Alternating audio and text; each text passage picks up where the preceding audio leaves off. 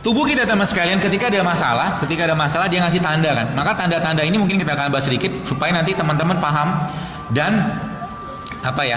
Ini kan gut, tadi kan bicara gut. Gut itu kan usus. Maka dia ketika ada masalah di sana dia memberikan tanda. Jadi kayak orang yang mungkin gini, kalau dulu teman-teman di sini bisa makan udang, sekarang nggak bisa lagi, berarti perut Anda ada masalah.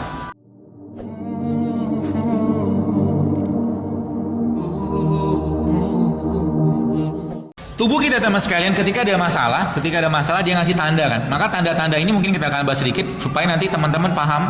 Dan apa ya? Jadi kan gut, tadi kan bicara gut. Gut itu kan usus. Maka dia ketika ada masalah di sana dia memberikan tanda. Jadi kayak orang yang mungkin gini, kalau dulu teman-teman di sini bisa makan udang, sekarang nggak bisa lagi, berarti perut Anda ada masalah. Kalau dulu Anda bisa makan telur, sekarang nggak bisa, maka kemungkinan besar perut Anda banyak masalah. Enak nggak? Enak. Kalau enak beritahu teman, tak enak beritahu kami. Slogan rumah makan Padang.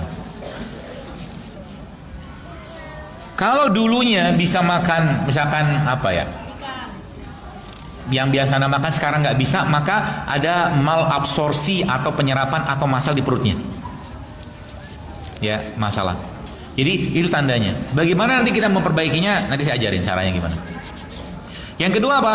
Science lagi adalah food craving. Jadi kalau ada kalimat yang keluar dari mulut kita, lisan kita, kalau pagi saya tidak minum kopi, saya pusing, Anda sedang sakau.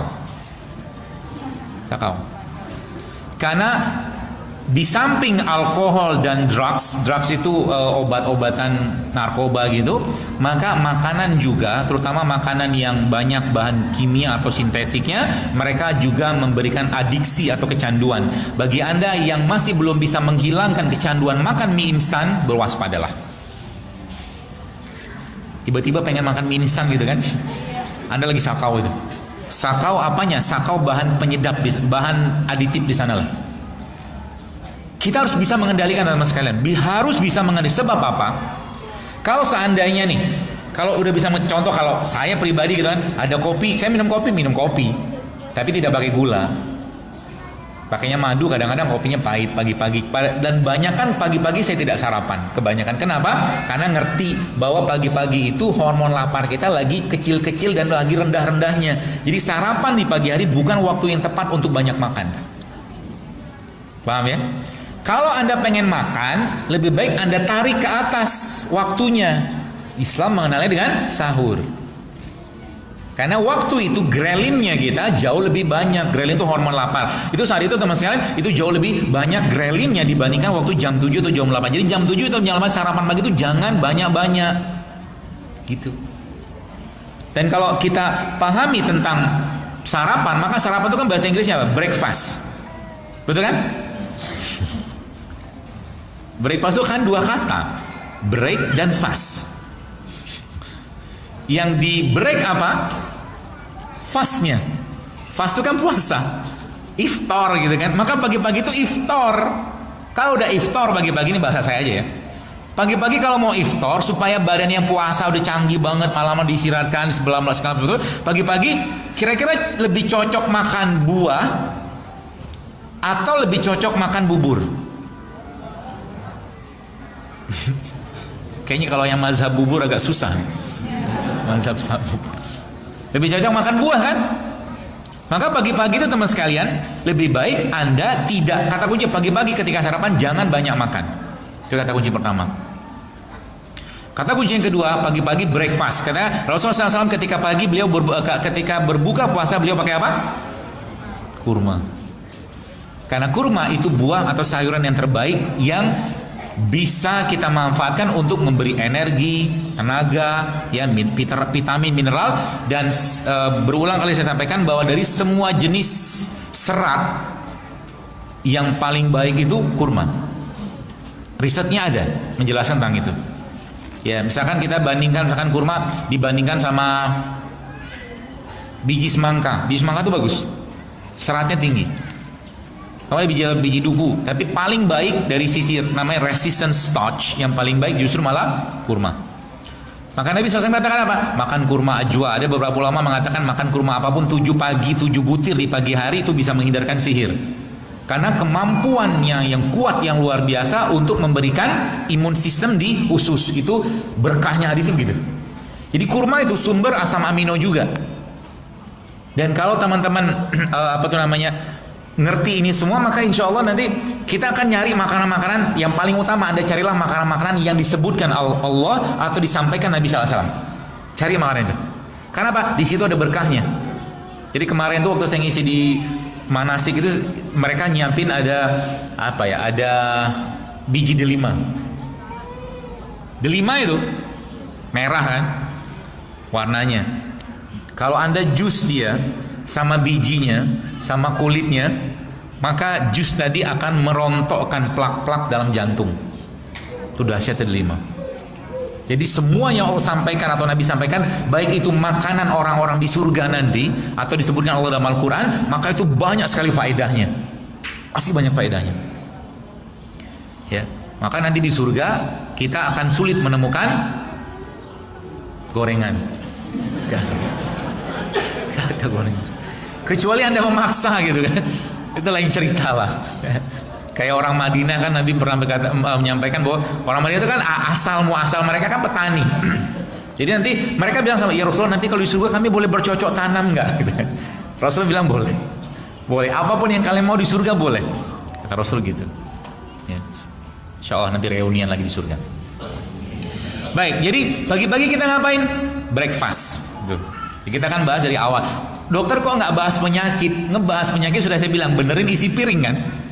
Anda makan kayak tadi tuh, sudah habis ya Allah. Gak apa-apa, berkah. Jadi kita makan kayak begitu teman-teman tiap hari. Apa yang terjadi? Kolesterol Anda akan turun, tensi Anda akan turun, jantung Anda akan baik tiap hari begitu loh. Kenapa? Baca aja penelitiannya. Lemak pada alpukat itu manfaatnya luar biasa. Madu jangan tanya lagi lah. Kurma jangan tanya lagi. Jadi kalau isi per piringnya benar, maka banyak penyakit bisa hilang gitu loh.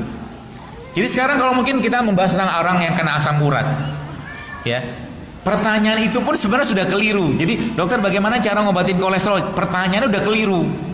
Kok bisa keliru? Karena memang kolesterol itu bagian dari keseluruhan badan kita gitu kan. Kolesterol yang berlebih itu muncul gara-gara apa? Gara-gara ada yang tak seimbang. Maka kemarin saya dapatkan rilis yang terbaru dari Amerika, itu ternyata obat-obat anti kolesterol itu justru malah bikin masalah. Faktanya begitu. Dan ingat baik-baik teman-teman sekalian, if you are not in emergency situation, kalau Anda tidak dalam kondisi darurat, don't take medicine. Paham ya? Paham apa ora? Ora. Kalau nggak emergensi nggak usah ambil, nggak usah makan obat. Ya, kenapa? Karena tubuh kita tidak didesain Allah untuk apa? Untuk mengasup produk-produk sintetik. Itu kata kuncinya. Berarti nggak bermanfaat, tetap bermanfaat. Cuman sekarang kita kebanyakan makan itu gitu. Jadi kalau Anda, mungkin kita bicara tentang ini, misalkan daun tadi. Adakah obat di sini? Ada obatnya, tapi dalam bentuk makanan. Makanya ada satu istilah kan, let the food be your medicine and medicine as your food. Jadi kan makanan sebagai obat, obat sebagai makanan. Gitu. Maka nanti kalau Anda ketika masuk pasar berbinar-binar, lihat sayuran, lihat buah, itu sudah benar otaknya. Tapi kalau Anda tiba-tiba abang gorengan lewat, bakso lewat, masih berbinar-binar pengen makan, maka ada konslet di otak sama ususnya. Oh serius? Karena good food is good. Baik, saya ceritain sedikit. Jadi mereka tuh teman-teman sekalian berkomunikasi. Jadi kita punya kita punya otak. Dan contoh gini, begini kan, 90% serotonin kita, 90% serotonin itu apa? Bahan baku pembuat hormon bahagia, atau di hormon bahagia lah. Bahan bakunya apa? Triptopan. Dibuat di mana? Usus. Dibuat di usus. Jadi saya sampaikan, pagi-pagi jangan makan makanan yang menguras isi atau menguras kerja usus. Ya, sehingga nanti pagi-pagi makannya apa? Nih saya ajarin. Ini pola yang lain.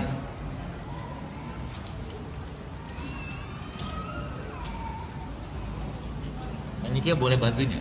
Kupasin. Kita lihat mereka sering ngupas buah atau tidak. Laki-laki yang menantu yang baik adalah menantu yang bisa masak. Ya nggak sih? Ya. Jadi antara otak kita sama usus ada hubungan. Ya, antara otak kita sama usus ada hubungan. Mereka berkomunikasi dengan cara apa? Dengan cara neurotransmitter.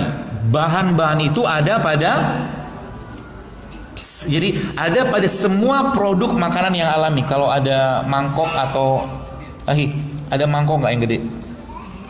Itu buahnya dipotong semua aja. Nanti kita bisa bikin salad buah ala-ala saya. Dan enaknya luar biasa. Selain enak juga sehat tentunya.